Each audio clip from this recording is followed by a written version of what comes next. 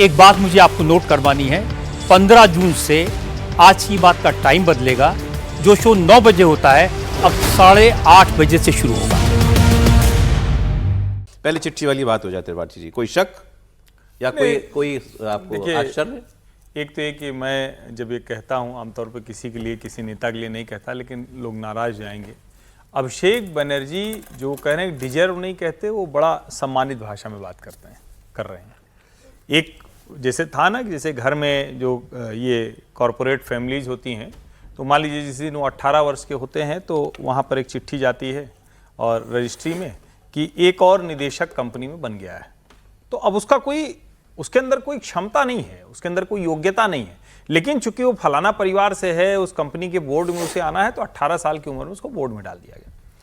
अभिषेक बनर्जी तो तरुणाई में रहे होंगे जब सारा संघर्ष हुआ, तरुणाई में रहे होंगे, उनको कुछ भी ना अकल रही होगी ना समझ रही होगी। वो तो सीपीएम के सामने जिस तरह का उनका व्यवहार दिखता है, सीपीएम की गुंडागर्दी के सामने वो लड़ने का जरा सा भी, जो कहते हैं ना कि मेटल है क्या इस आदमी में, तो वो है ही नहीं। लेकिन उसके बाद क्या हुआ, ममता बनर्जी ने अपने सारे आंदोलन, सारे संघर्ष को अभिषेक बनर्जी को दिया और अभिषेक बनर्जी ने उसको अहंकार के तौर पर ओढ़ लिया। ऐसा अहंकार जिसमें कल्याण बनर्जी, सौगत रॉय, मुकुल रॉय, शुभेंदु अधिकारी या ऐसे जितने सारे लोग थे वो सब शून्य हो गए। अभिषेक बनर्जी को लगा कि सरकार है तो पैसे कमा सकते हैं, नया नेटवर्क उन्होंने खड़ा किया और उसी नेटवर्क के आधार पर वो सब कुछ करने लगे। फिर जब इस तरह का आप काम करते हैं, जब आपको पॉलिटिकल समझ नहीं होती है, तो आप उसी तरह की जो जिसको बार बार कहा जाता है ना कॉकस शिफ्ट होता है, वो कॉकस शिफ्ट हो गया। तो बात कल्याण बनर्जी, बात ये सारे नेता दुरुस्त कर रहे हैं, मैं ये नहीं कह रहा हूं कि गलत कर रहे हैं, लेकिन भैया थोड़ा पहले बोलते।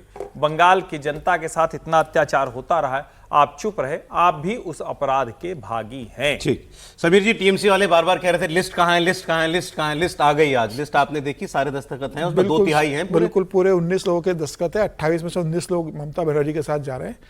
और मुझे लगता है कि भारतीय राजनीति में जब भी ममता बनर्जी का जिक्र होगा, तो ममता बनर्जी का इसलिए जिक्र नहीं होगा कि ममता बनर्जी ने नंदीग्राम और सिंदूर का आंदोलन किया, ममता बनर्जी ने 15 साल शासन किया, 2011 में सत्ता में आई थी, किस तरीके से लेफ्ट को हटा के। जब भी बंगाल की राजनीति की बात होगी और ममता बनर्जी के राजनीतिक जीवन की बात होगी, तो कोई पार्टी कैसे खत्म होती है उसमें ममता बनर्जी का उदाहरण दिया जाएगा। भारतीय राजनीति में ऐसा कोई उदाहरण नहीं है कि इसकी तुलना किसी और राजनीतिक दल से की जाए। तमाम राजनीतिक दल बने, टूटे, दूसरे दलों में गए हैं। ममता बनर्जी जैसा हाल पार्टी का जो हुआ है कि ऐसी भगदड़ मची कि ऐसा कि ममता बनर्जी ने कार्यालय खाली कर दिया, 1 महीना नहीं हुआ, दिल्ली का कार्यालय खाली कर दिया। और आज आपके पास गिन के 5 सांसद भी नहीं है जो ये ममता बनर्जी दावे के साथ। 18 मई की डेट डली हुई है उसमें। बिल्कुल, ये 1 महीना हो गया इस बात को। बिल्कुल। तो अभी तक फैसला क्यों नहीं हुआ इसमें स्पीकर की तरफ से? नहीं, मुझे लगता है कि या तो नाम अभी ऊपर नीचे हो रहे होंगे। कहा होगा, मतलब जो बाकी सांसदों ने कहा होगा कि हमारे साथ भी और सांसद जुड़ रहे हैं और लोगों की हम आपको फाइनल सूची देंगे। और जब उनको लगा हो कि 19 सांसद हमारे साथ आ गए, कंफर्म हो गया है, उसके बाद उन्हें सूची स्पीकर साहब को सौंप दी है। अब आधिकारिक रूप से तय हो गया। अब स्पीकर साहब मुझे लगता है आज या कल में इसका फैसला ले लेंगे, उन्हें अलग गुट की मान्यता दे देंगे और ये तय। और ममता बनर्जी को लगता है कि उनके पास बाकी सांसद बचे, तो ममता बनर्जी को बाकी राज्यसभा और लोकसभा के सांसदों जारी होने का मतलब तो है कि इससे कंफर्म कर दिया ना, तो इन सारे लोगों को लग गया कि हमारा पब्लिक हो गया, हमारा नाम ये पूरा हो गया, सहमति से जारी किया गया। अगर ममता बनर्जी को लगता है कि उनके पास कोई लोकसभा और राज्यसभा के सांसद है, तो ममता बनर्जी को उनको मीडिया के सामने लेकर आना चाहिए कि ये मेरे साथ बचे हुए